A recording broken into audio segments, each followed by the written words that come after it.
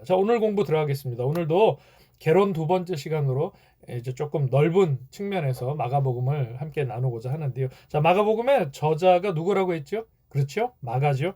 이 마가는 베드로 사도가 참 아끼는 제자였습니다. 그러니까 마가 요한이라는 이름이 등장하는데요. 여기 이유가 있습니다. 이 마가의 유대인식 이름이 요한입니다. 그러니까 히브리어로 말하면 요하난 또는 요나라고 하게 되는데요. 그러면 마가 요한의 마가는 뭔가? 이 마가는 로마식 이름입니다. 근데 이 마가라는 로마의 이름은 우리나라로 따지면 철수영이 같은 당시에 아주 흔한 이름, 마커스, 마카베오, 또 마르코 뭐 이런 이름이 됩니다. 그리고 바나바도 여러분 그 마가 하면 떠오르는 게 이제 또 바나바가 연결이 되는데요. 우리가 잘 아는 이그 안디옥 교회 출신의 이 바나바도 그 위로의 아들이라는 이름을 갖고 있지만 유대인식의 이름은 요셉입니다. 그러니까 마가라는 로마 이름과 바나바라는 로마 이름은 아마도 유추해 보건대 그 이방인들을 상대로 로마인들을 상대로 헬라인들을 상대로 복음을 전해야 했기 때문에 이름도 유대인식이 아니라 이 헬라인식의 헬라식의 이름을 아마 이들이 갖고 사역의 어떤 접촉점을 위해서 이방 전도를 위해서 이 마가라는 이름과 바나바라는 이름이 성경에 기록되게 된 것으로 그렇게 또 보고 있습니다. 마가복음에는 마가 요한의 부친이 누구인지 언급이 되지 않고 또 마가가 출신이 정확하게 어디인지도 언급이 되지는 않습니다. 그런데 학자들은 바나바와 마찬가지로 이 마가 역시 구브로 섬 출신으로 보고요. 이제 마가의 아버지가 돌아가신 후에 예루살렘으로 엄마 마리아하고 같이 이주해서 그 막달라 마리아나 어머니 예수님의 어머니 마리아하고는 다른 그러니까 마리아라는 이름도 굉장히 그 당시에 이렇게 폭넓게 사용되던 흔한 이름이었다고 여러분 생각하시면 됩니다. 우리가 마가복음을 보면서 사도행전하고 연결점들이 있는데요.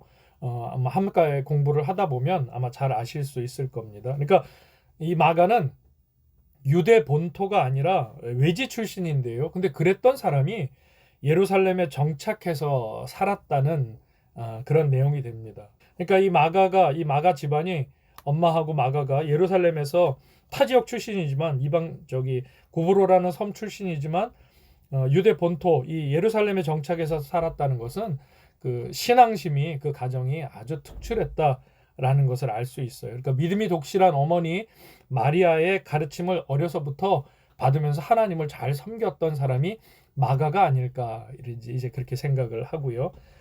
그리고 마가 요한의 이 어머니 마리아 이제 사도행전에서 언급이 되게 되는데요. 그 상당한 재산가로 봅니다. 그러니까 한꺼번에 그 어른 120명이 들어갈 수 있는 다락방이 있는 저택을 예루살렘에 소유했다라는 거죠.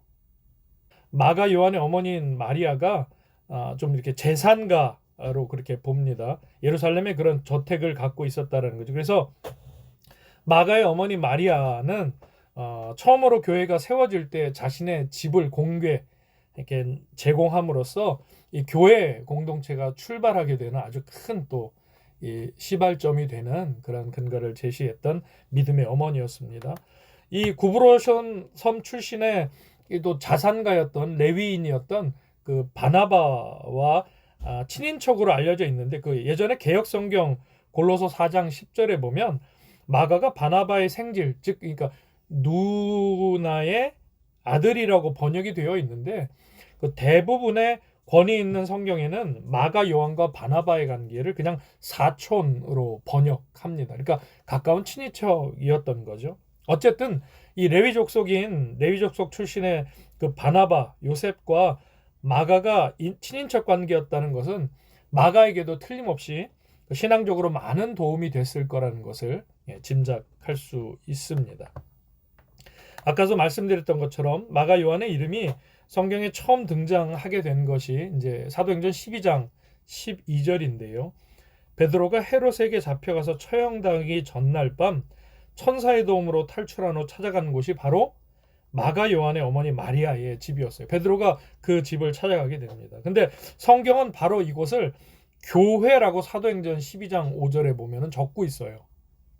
그러니까 베드로가 죽음의 위기에서 탈출해서 찾아간 마가 요한의 그 어머니 마리아의 집을 언급하면서 거기를 교회라고 사도행전 12장 5절에 보면 말씀합니다. 따라서 대부분의 학자들과 교회는 전통적으로 이 마가 요한의 아까 말씀드렸죠. 마가 요한의 어머니 마리아의 저택 큰 다락방이 있고 또 여기가 최후의 만찬 예수님과 제자들이 그 마지막 만찬을 베풀었던 장소가 바로 이 다락방이며 마가복음 14장 15절에 나오는데요. 그리고 예수님의 승천 이후 제자들을 비롯해서 120명이 넘는 사람들이 함께 모여서 성령을 기다렸던 곳이 바로 또 이 다락방, 이 마가 요한의 집이었을 것이다. 그리고 오순절 성령 강림의 역사가 일어났던 장소도 이 마가 요한의 집, 마리아의 집인 그 다락방이 이 최초의 교회가 되었다라고 그렇게 봅니다. 이제 지난주 공부하고 다시 이제 마가에 대한 조금 더 자세한 이야기를 나눴고요. 자, 마가복음이 네 복음서, 사복음서들 가운데 가장 먼저 기록이 되었다고 말씀드렸죠. 그런데 오히려 장수는 많다 적다? 예, 적습니다. 총 16장으로 되어 있습니다. 그러니까 다른 복음서들에 비해 예수님의 교훈의 말씀, 그러니까 예수님이 그 행동으로 기적을 보이신 일들은 기록이 많이 돼 있는 반면에 예수님의 그 어떤 비유의 말씀이나 그 교훈들은 다른 복음서에 비해서 이게 내용이 적어요. 그래서 이게 종종 무시되는 경향이 있는데 그 또 어떤 면에서는 마가의 이 이야기들이 아주 그 이제 우리가 자세히 한 절 한 절 살펴보면 알 수 있지만 아주 직선적입니다. 그러니까 그 이유에 대해서는 여러 가지 그 설이 있지만 마가복음의 그 문체들이나 글귀들이 표현들이 직선적인 이유는 그러니까 이 예수님 베드로의 증언을 받아 적는 그 당시가 아주 여유로운 상황이 아니었다고 볼 수 있는 거죠. 아주 긴박한 상황 가운데 긴 서술이 필요 없이 그러니까 바로바로 그 적어내야 했던 그런 상황 속에서 마가복음이 쓰여지게 됐다. 이것을 우리가 예상해 볼 수 있습니다. 마가복음의 시작도 다른 복음서들하고 달리 예수 그리스도의 복음을 소개하는 서언이 있고 이사야서를 인용한 그 서언이 있고 그 뒤에 별다른 설명 없이 바로 이제 큰 네 단원의 이야기로 바로 들어가게 됩니다. 받아보신 유인물에 이제 나눠져 있는데 1부, 2부, 3부, 4부가 있는데요. 1부가 어디서부터 어디까지요? 1장 1절에서 15절까지의 말씀. 그러니까 하나님의 아들 예수 그리스도의 복음의 시작이라 라고 시작을 해서 바로 선지자 이사야의 글, 그러니까 이사야서 40장 또 말라기서 3장의 말씀을 인용해서 이제 서두를 열게 됩니다. 그리고 바로 이 내용을 예수님보다 6개월 먼저 태어나서 예수님의 길을 예비했던 우리 광야의 사도 세례 요한과 연결시키며 그리고 곧 이어서 바로 이 세례 요한에게 예수님께서 세례 받으시고 광야에서 시험 받으시고 그리고 요한이 잡힌 뒤에 뒤이어 갈릴리에서 복음을 바로 전하시는 내용을 아주 그 긴박하고 짧게 연결시켜서 이렇게 연결을 해 가게 됩니다. 그리고 이제 그 뒤에 1장 16절에서 3장 6절까지는 이제 본격적으로 예수님께서 하나님의 나라를 선포하시고 이제 공적 사역, 즉 우리가 말하는 공생의 사역을 이제 시작하시게 됩니다. 신속하게 제자들도 빨리 부르십니다. 다른 복음서들에 비해서 신속하게 제자들 부르시고 귀신 쫓아내시고 병든 자들 고치시고 그리고 이 모든 것이 하나님의 나라와 하나님의 통치와 하나님의 나라가 이 땅 가운데 임하는 것과 관련이 있다고 선언하시게 됩니다. 그리고 이 과정을 통해서 예수님은 많은 무리들에게 아주 그 경이로운 대상이 되지만 반면 종교적이고 정치적인 그 당시에 어떤 그런 기득권을 가졌던 사람들의 이제 반대에 또 직면하시게 됩니다. 그래서 마가는 예수님의 사역 시작과 함께 당시 종교와 정치 지도자들로부터 이미 음모와 살인이 시작되었다고. 그러니까 이 내용이 다른 복음서들에는 한 중후반 넘어서 시작이 되는데 예수님과 당시 바리새인과 서기관들 이 종교 지도자들의 반목이 다른 복음서들에는 이제 중후반을 넘어서 이제 본격화되는데 마가는 처음부터 그들이 예수님의 이 반대되는 입장에 있었다라고 그렇게 이야기를 하게 됩니다. 그리고 2부, 지금 1부가 마가복음 1장 16절에서 서언에 이어 3장 6절까지였고요. 자, 두 번째 부분이 마가복음 3장 7절에서 8장 21절까지입니다. 여러분 가지고 계신 요인물 잘 보시면 되는데요. 자, 여기에는 의미 있는 이제 세 집단이 나타납니다. 적으시면 좋겠습니다. 첫 번째, 무리들. 예수님 주위에는 항상 이 세 무리가 함께 있습니다. 무리들, 그리고 제자들, 반대 세력입니다. 그러니까 거리상으로 여러분 한번 따져볼까요? 제자들은 예수님하고 가까웠을까요? 거리상으로 멀었을까요? 그렇죠. 이 지척에 가까운 데 있었을 겁니다. 그러면 무리들은 제자들보다 물론 뒤쪽에 있었죠. 자, 이 무리들부터는 조금 차이가 있습니다.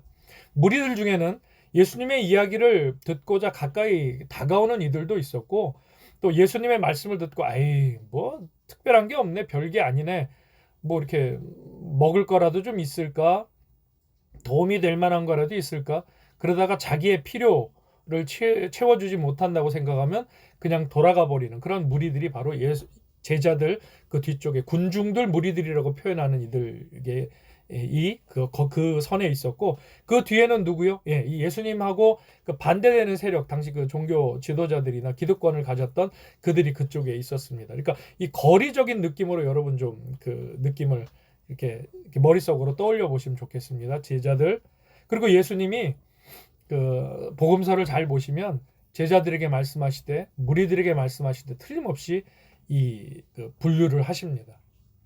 그런데 마가복음은 특별히 이 복음이 십자가의 도라는 부분을 예수님이 말씀하시면서, 그러니까 자기 희생 인자가 온 것은 그 섬김을 받으려 함이 아니라 도리어 섬기고 자기 목숨을 많은 사람의 대속물로 주려 함이라는 그 마가복음의 아주 그 특별한 그 말씀을 그 제자들만이 아니라 무리들, 그러니까 모든 예수 그리스도로 구원받은 부름받은 그러한 사람들, 성도들에게 주시는 말씀, 어떤 몇몇 특별한 은사 있고 뭐 은혜 충만하고 뭐 영적인 권위가 있고 이런 사람들이 아니라 만인에게 전해져야 될 구원의 복음, 또 이 제자도 십자가의 도에 대해서 이 마가복음이 얘기하고 있음을 또 마가복음을 우리가 공부하면서 볼 수 있게 됩니다. 예수님의 이 2부에서는 예수님의 기적과 가르침은 군중들에게 엄청난 놀라움의 원천이 됩니다. 제자들은 예수님에게 이 개인적인 가르침을 4장부터 받게 되고요. 또 사역도 동참하게 됩니다. 6장부터는. 그런데 예수님의 가르침을 이해하는 속도는 아주 이제 더디게 됩니다.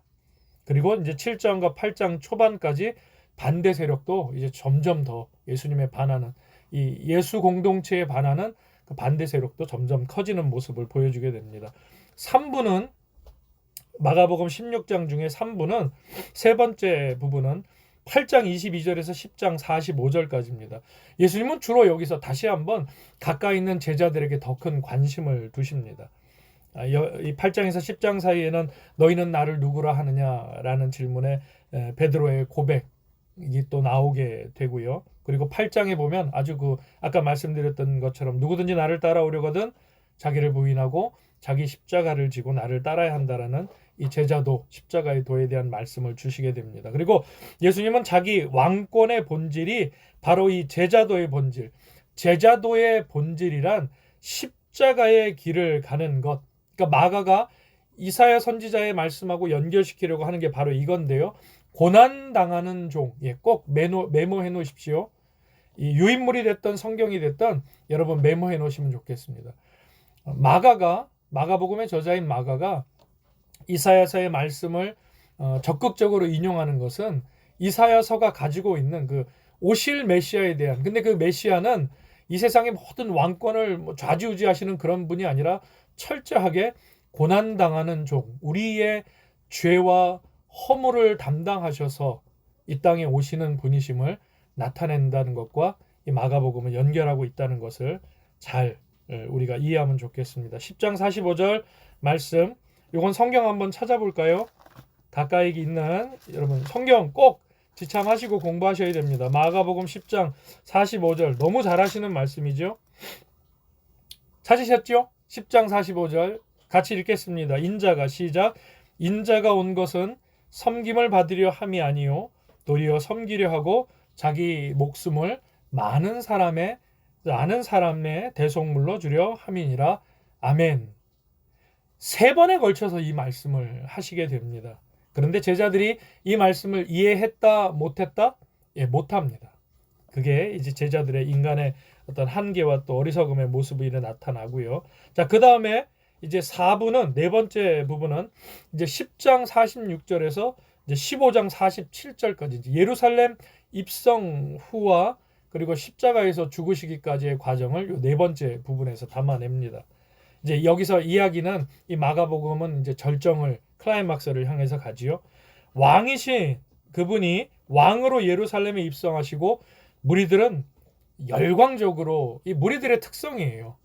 예, 열광적으로 막 종려나무 가지 들고 자신의 옷을 펼쳐서 깔고 그렇게 해서 예수님을 육신의 왕, 인간의 왕으로 모셔드리기를 로마에 대한 또 기득권자들에 대한 그런 인간의 왕으로 삼기를 원하며 예수님을 맞게 됩니다. 그런데 일주일 뒤에 이 열광했던 이들의 종려나무 가지를 들었던 이들의 손에 뭐가 들려요? 돌이 들립니다. 골고다 언덕으로 올라가시는 예수님께 종려나무를 들고 환호했던 그들, 그 무리들은 종려나무 가지 대신에 자신의 벗었던 옷 대신에 돌을 들고 예수님을 향해 던지게 되는 모습도 보게 됩니다. 아까 말씀드렸지요. 무리들의 특징입니다. 내 필요와 만족, 내 유익이 예수님에게서 나오지 않는다고 하면 어느 순간에 그렇게 자신의 본연의 모습이 나오게 되는 것. 그래서 오히려 마가복음은 이 끝까지 인내하고 낮아져야 되는 이 제자도와 십자가의 도를 말씀하고 있다라는 생각도 해보게 됩니다. 그러나 결국 이제 예수님은 모든 이들에게 배척을 당하시고 심지어 그 제자들에게까지 버림을 받으시고 재판을 회부되셔서 로마법에 따라서 사실 로마법으로는 예수님을 정죄할 근거가 없었죠. 여러분도 아시겠지만 그런데 이 정치적인 어떤 입지 때문에 그래서 본디오 빌라도가 사도신경에 저주의 이름으로 남게 된 그 한 번의 선택이 또 그런 원인도 있습니다. 그래서 유죄 판결을 받으시고 로마 군인들에게 넘겨져서 유대인의 왕이라는 편말을 십자가에 달고 십자가에 못 박히시게 됩니다. 자, 그리고 마지막 이제 16장에서 짧게 다른 복음서들과 달리 이게 또 마가복음의 특징인데요. 그 뒷부분 마무리는 그 여성들이 예수님의 부활을 예수님의 말씀을 같이 제자처럼 가까이서 듣던 그러니까 무리들이나 저 뒤에 예수님 배척하는 이들이 아니라 그 제자들과 함께 같은 라인에 그 선에서 서서 항상 예수님을 따랐던 여인들 중에 이름도 이제 아시겠지만 이 시대는 그 아이 그다음 나이 많으신 분들 또 여인들은 이렇게 인원수에도 못 들어가는 그런 시대였죠. 그런데 특별히 이 여인들이 예수님의 부활을 가장 먼저 경험하게 됩니다. 그들에게 나타나시죠. 그래서 이 여인들을 통해서 예수님이 부활하셨다라고 외치면서 확 이제 글이 끝나게 됩니다. 다른 복음서들은 그 뒤에 뭐 엠마오의 제자나 또 갈릴리 바다에서 예수님이 어부들 제자들을 만나시는 부분이나 이렇게 언급이 되는 반면에 예수님 부활하셨다 하고 그냥 탁 마무리되는 게 마가복음의 또 특징입니다. 이 부분에 있어서는 이제 두 가지로 학자들이 보는데요. 그러니까 요 얘기는 그 뒤에 우리 공부하면서 나오니까 설명을 드리겠습니다. 자, 주목하기 한번 볼까요? 둘러보기 지금 했고요. 자, 주목하기 조금 더 우리 좀 살펴보면 자, 마가복음이 기록되었을 당시 로마에서는 네로 황제에 의한 핍박이 진행되고 있었다. 핍박이 곧 학살이라고 말씀드렸지요. 네로 황제의 박해로 교회가 아주 대학살 핍박을 겪고 있던 시기였습니다. 그래서 많은 신자들이 네로의 정원에서 그 산채로 불태워졌고 뭐 십자가에 거꾸로 달리고 뭐 온갖 그 영화나 지난주에도 말씀드렸지만 영화나 뭐 그 당시의 어떤 그런 상황들을 그 표현한 글이나 문헌 그리고 교회사에 보면 뭐 이루 말할 수 없는 잔인한 방법으로 그렇게 기독교인들이 죽음을 당하게 순교를 당하게 됩니다. 그리고 이 당시에 교회의 아주 중요한 인물이었던 베드로와 바울도 로마에서 순교 처형을 당하게 됩니다. 자, 그런 사건들 직후에 로마 성도들 사이에서 이제 작은 책 하나가 이렇게 돌기 시작합니다. 회람이 됩니다. 바로 그게 마가의 복음이라는 책임, 우리가 지금 공부하고자 하는 마가복음이었습니다. 이 책은 로마 교회 성도들에게 예수님의 메시아직의 본질, 좀 어려운 말이긴 한데요. 하나님의 고난당하는 종을 상기시킴으로써 십자가를 지고 가는 제자도, 그러니까 지금 이 상황이 우리에게는 고난이지만 예수님을 따라가기 위한 자기 십자가를 짊어지고 예수 그리스도를 따르는 또 마땅히 가야 할 그 길임을 격려하고 또 위로하는 그런 차원의 이 마가복음이 그 당시 로마의 기독교인들에게 이렇게 그 격려할 목적으로 기록이 되었다는 겁니다. 마가복음을 보면 많은 사람들이 말하기를 그 마가가 참 이야기를 잘하는 사람이다 라고 묘사하는데요. 그 이유는 아주 그 생동감이 넘치는 그의 문체 때문에 그렇습니다. 아까 앞서 계속 말씀드린 것처럼 마가복음이 굉장히 빠르게 진행이 되는데 거의 모든 문장이, 그러니까 여러분 그 성경이 이제 다음 주부터 공부하실 때는 우리가 5개 번역본 성경으로 보게 되는데요. 그 중에는 이제 킹 제임스 흠정역이라는, 그러니까 킹 제임스 왕이 번역한 성경, 원어로 된 성경인데 그것을 한글로 이제 번역한 것을 킹 제임스 흠정역이라고 하는데요.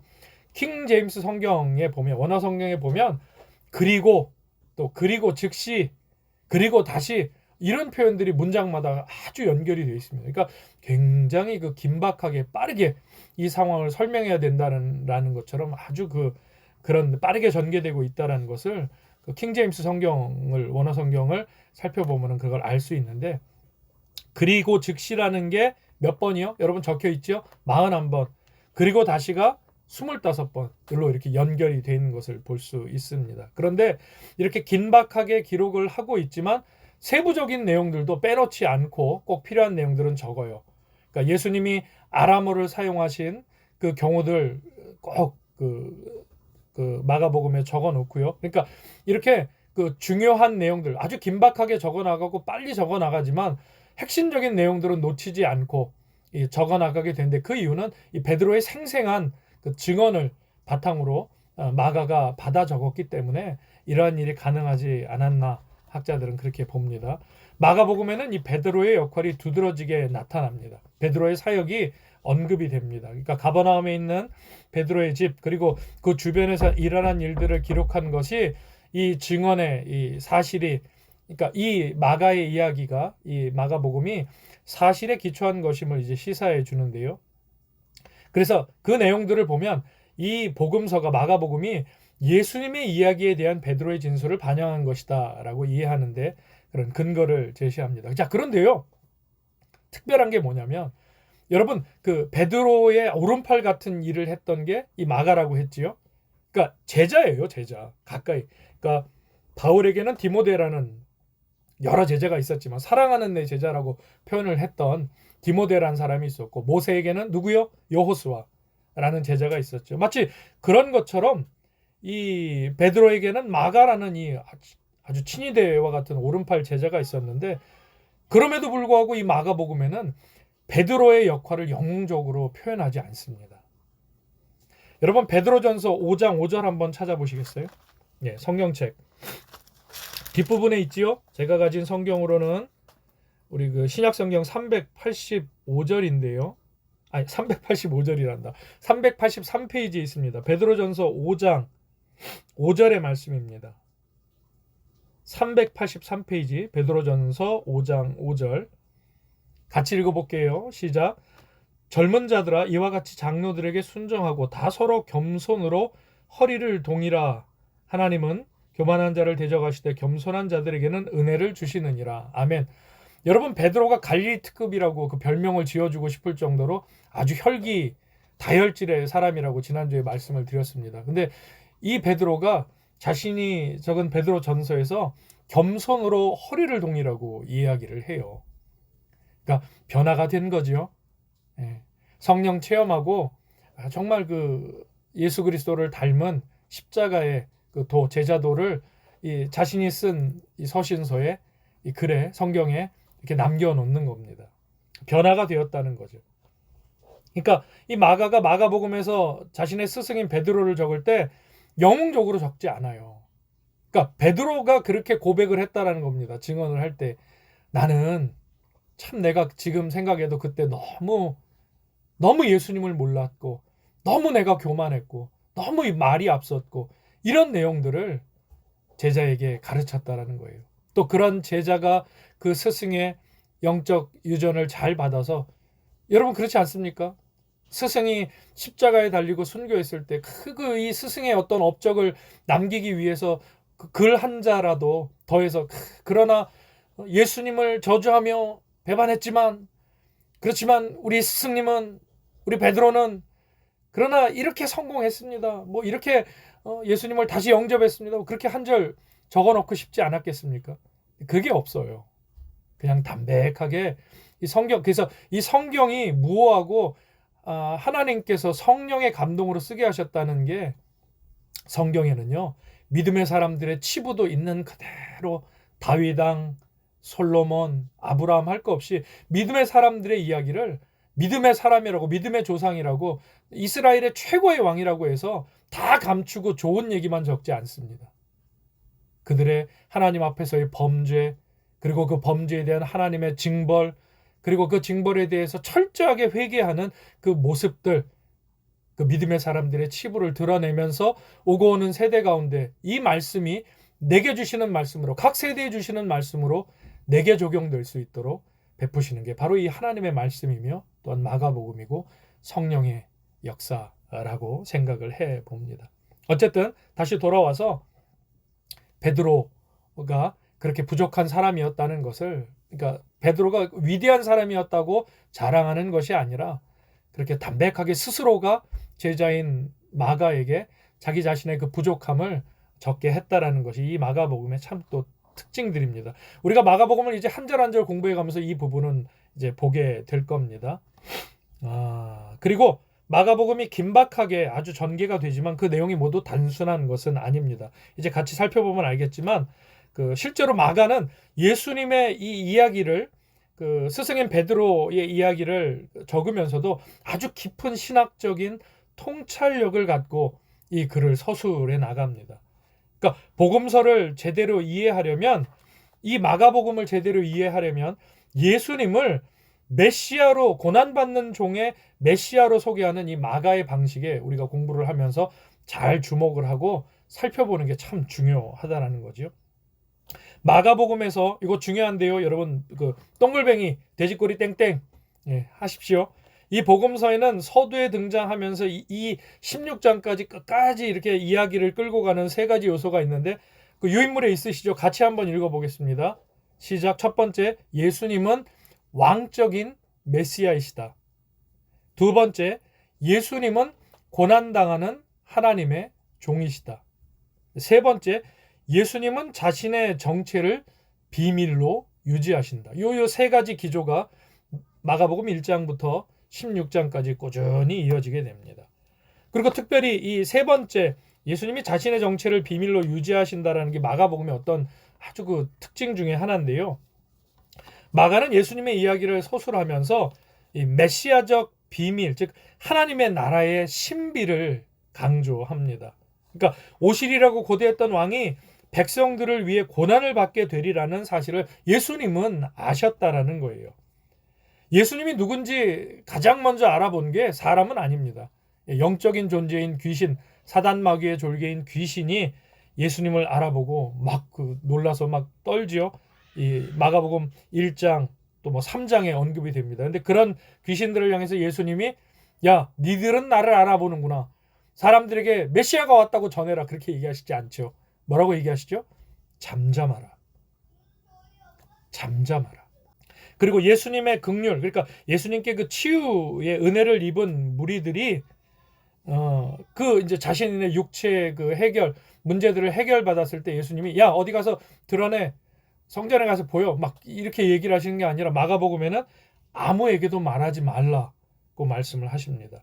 1장에 나병 환자, 5장에 회당장 야이로의 딸, 그리고 7장에 귀먹고 말 더듬는 사람, 8장에 벳세다 맹인에 이르기까지 그들에게는 특별히 나타내지 말아라, 드러내지 말아라, 사람들에게 가지 말아라 이렇게 언급하시는 자신의 이적과 자신의 존재를 나타내지 않고 감추시는 비밀로 감추시는 모습을 보게 된다라는 거죠. 그리고 하나님의 왕이신 예수님이 십자가의 형벌을 받으시리라고는 사실 누구도 예상하지 못했습니다. 그러니까 그 절망이 예루살렘 성에서 그 무리들의 그 절망이 그게 컸을 거라는 건 이해가 가요. 여러분 그렇지요? 육신의 왕으로, 그러니까 로마의 압제를 해결하시고 육신의 왕으로, 제자들도 그런 기대가 있었잖아요. 변화산에서부터. 그러니까 끝까지 예수님을 오해하죠. 그래서 나는 내무부 장관, 너는 국토부 장관, 너는 LH공사 지사장, 뭐 이런 식으로 서로 자리 다툼을 하는 게, 제자들도 그랬다니까요. 근데 그런 기대치가 예수님을 가까이 있던 3년을 모셨던 공생의 기간에 함께했던 제자들도 그럴 지경인데, 왕으로 오셨다, 저분이 우리의 이 모든 문제들을 해결해 주실 것이다, 자유케 하실 것이다 라고 기대하며 종려나무 가지를 흔들다 그분이 십자가에 달리신다고 하니, 저 대적 로마의 형벌의 그 상징인 아주 죄인 중에도 나쁜 죄인이 달리는 십자가에 달리신다고 하니 그 참담한 마음은 또 이루 말할 수 없었을 거라는 거죠. 그러니까 그 손에 대신 돌이 들렸다라는 것도 같은 우리 인간의 같은 성정을 가진 우리도 또 일견 이해가 될 수 있는 부분이기는 합니다. 정죄할 수 없어요. 어떻게 그 본문을 보면서 우리가 어떻게 그럴 수 있냐? 베드로, 네가 어떻게 그 예수님을 저주하면서 예수님을 그렇게 버릴 수 있느냐? 도망을 갈 수 있느냐? 그렇게 정죄할 수 없다라는 거죠. 하여튼 이 마가복음을 보면서 우리가 좀 깊이 우리의 믿음을 이 베드로와 또 제자들과 또 무리들과 또 예수님과 적극적으로 대적했던 사람들의 모습을 보면서 우리는 지금 어떤 마음으로 예수님을 대하고 있는지도 우리가 공부하면서 꼭 같이 좀 깨달았으면 좋겠습니다. 예수님이 8장에 보면 가이사랴 빌립보에서 그 십자가의 죽음과 또 그 부활에 대해서 첫 예언을 제자들에게 하십니다. 근데 누구든지 나를 따라오려거든 자기 십자가를 지고, 이 말씀을 하셔요. 그것도 2번이나 하십니다.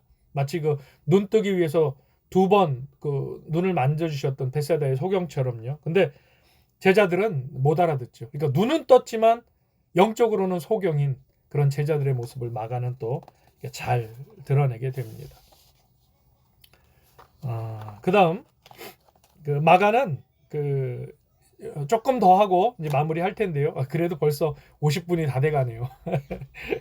예, 속도 좀 내겠습니다. 자, 마가는 또한 그 예수님과 이스라엘의 이야기, 특히 아주 그 오랫동안 지체되어 기다려온 메시아, 이사야 선지자의 그 새 출애굽에 대한 예언과 관련성을 보여주기 위해서, 그러니까 고난당하는 하나님의 왕적 메시아라는 이 주제를 사용한다고 말씀을 드렸습니다. 첫 번째 출애굽에서 핵심적인 순간은 구원과 광야 여행, 하나님께서 거하시는 장소에 도착하는 것이었다면, 이사야서는 이스라엘 백성들이 바벨론 포로 생활에서 귀환하는 것을 새 출애굽이라고 선언을 합니다. 근데 마가가 독자들이 접할 수 있도록, 이 신약 시대에 이 이방인들이 이 주제를 접할 수 있도록 복음서의 첫 문장에 이 내용을 두는 것을 우리가 주목할 수 있어야 한다라는 거죠. 하나님의 아들 예수 그리스도의 복음의 시작이라 선지자 이사야의 글에, 그래서 그 이사야 선지자의 새 출애굽에 대한 부분을 예수님과 연결시키고 있다라는 것,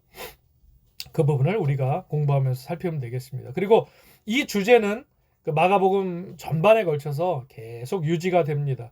그럼 마가는 핵심 부분에서, 그러니까 중요한 부분에서는 이 이사야서의 선지자의 글을 적극적으로 인용하는 것을 볼 수 있습니다. 복음에 반대하는 외인들, 그러니까 이 부분을 우리가 생각하고 오늘 마치면 좋겠는데요. 여러분 그 마가복음에 보면 외인들이라는 표현이 있습니다. 그러니까 마가복음 4장, 7장, 9장 40절에 보면은 그 외인들이라고 얘기를 하는데, 이 외인들은 하나님을 모르는 외인들이 아닙니다. 그러니까 어떻게 보면 교회 안에 있고 교회 마당을 밟고 신앙생활은 하지만 예수님과의 인격적 만남이 없고 관계가 없는 사람들을 얘기한다고 할 수 있습니다. 마가도 그렇게 인용을 합니다. 그러니까 유대인의 관점에서 이방인이 아니라 먼저 구원받은, 선구원받은 자들로 아직 구원받지 못한 자들을 바라보는 그런 외인이 아니라 복음을 배척하는 자들, 예수 그리스도의 복음을, 구원의 복음을 못 들어서 그 복음을 배척하는 자들이 아니라 그 하나님의 구원을 알고 하나님의 구속사를 알지만 그것을 의도적으로 배척하는 사람들을 마가복음은 뭐라고 한다? 외인이라고 표현한다라는 거예요. 이건 참 우리에게 시사하는 바가 많습니다. 무거운 얘기지만 그러나 우리가 신앙적으로 꼭 한번 되짚어 봐야 되는 부분이 바로 이 부분이라고도 또 할 수 있습니다. 그래서 마가복음은 참 특별하게도 이 구원의 크신 하나님의 구속사의 이 대열에 이방인들이 포함된다라는 것을, 물론 이것은 이해가 갑니다. 이 마가복음이 유대인에서 그리스도인으로 개종한 사람들과 최소한 이방인들, 로마 교회 교인들을 위해서 쓰여졌기 때문에 그러한 사람들, 구원의 넓은 대열에 이방인도 포함된다라는 신학적인 어떤 통찰이나 내용이 들어간다는 것은 물론 우리가 일견 이해할 수 있는 부분입니다. 어쨌든 여러 가지 방식으로 새 출애굽과 고난당하는 종이라는 그런 주제의 테마 아래서 이사야서를 이 마가복음은 적극적으로 인용하고 있다라는 것을 우리가 알고 보면 좋겠습니다. 이사야서 53장 말씀, 그는 실로 우리의 질고를 지고 우리의 슬픔을 당하셨거늘, 이 말씀이 마가복음 10장 45절에 인자가 온 것은 섬김을 받으려 하며 도리어 섬기려고, 이 내용하고 연결시켜서 같이 이렇게 쭉 가는 걸 볼 수 있고요. 또 포도원의 노래 이사야서 5장, 또 소작인의 비유를 같이 연결시키는 것, 그다음 여러 가지 부분으로 이렇게 이사야서의 말씀과 이 마가복음의 어떤 예수님의 말씀을 연결시키고 있다는 것을 꼭 기억하시면 좋겠습니다. 밑에 부분 보겠습니다. 산책하기 위해요.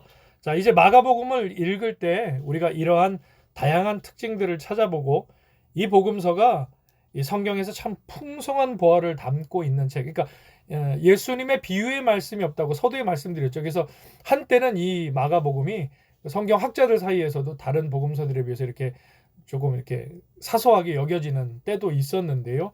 이 마가복음 짧은 16장이지만 이 안에 담겨져 있는 십자가 신학과 제자도의 신학, 그리고 구약의 이사야 선지자의 예언의 말씀하고 고난받는 종으로서 예수님이 이 땅에 오셨다라는 그 연결점을 찾아가는 가운데 이 마가복음을 통해서 우리에게 주시는 이 시대를 바라보고 또 살아가게 하시는 하나님의 은혜가 우리 공부하는 가운데 함께 할 수 있기를 간절히 소망합니다.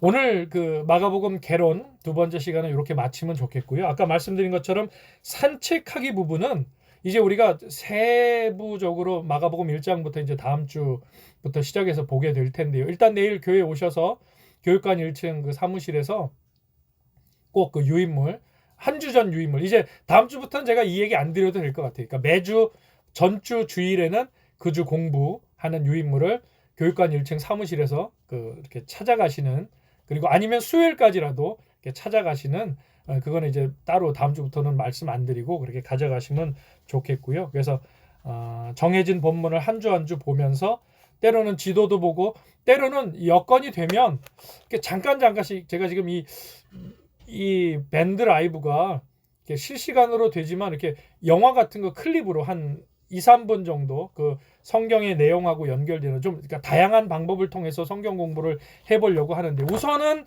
성경 본문이 핵심이고요. 그 핵심 성경의 말씀을 잘 이해해 줄 수 있는 어떤 그런 다른 자료들도 잘 인용해서 함께 공부를 해보려고 합니다. 그래서 기쁘고 즐거운 마음으로, 기대하고 사모하시는 마음으로, 말씀을 사모하는 마음으로 함께 동참하시면 기대하는 만큼, 아니 그 이상 하나님께서 또 은혜로 이 시간 채워주실 줄로 믿습니다. 기도하고 마치겠습니다. 사랑과 은혜가 풍성하신 하나님 아버지 감사합니다. 이 귀한 날에도 하나님 함께 공부할 수 있도록 은혜 내려주심에 감사합니다. 내리는 저 비가 주님 봄비이겠지요. 삭막해 보이는, 마치 죽어 있는 것처럼 보이는 저 나무들이 저 내리는 비에 그 땅이 젖고 뿌리가 젖어서 땅에서부터 흘러나오는 그 물을 빨아들여 이제 가지에서 푸른색을 띄우고 다시 살아 용솟음치는 것처럼 우리 삶에도 늘 성령의 단비로 말씀의 이 은혜가 함께함으로 하나님의 은혜 가운데 살아가며 주님의 크신 장중에 그 오른팔에 안겨 은혜와 감사로 살아가는 고백이 날마다 더해질 수 있도록 하나님 인도하여 주시옵소서.